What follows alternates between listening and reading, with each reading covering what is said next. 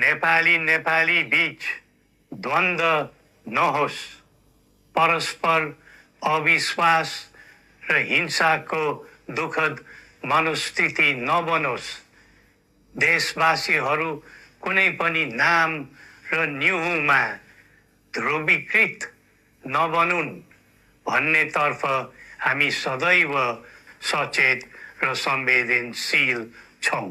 नेपालीको एकतामा नै नेपालको भविष्य निहित रहेको यथार्थलाई हामीले आत्मसात गरेका छौं। सबैले यही वास्तविकतालाई आत्मबोध गर्नुपर्दछ भन्ने ठान्दछौं।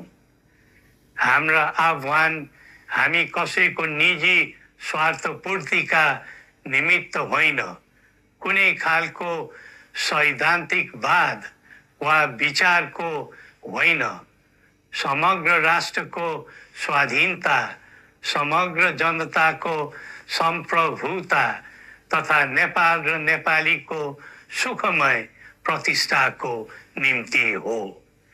आफ्नै प्रकारको अग्रणी राष्ट्र हामीले नै बनाउने हो अनि आफ्नो स्वतः र अस्तित्व हामी आफैले उठाउने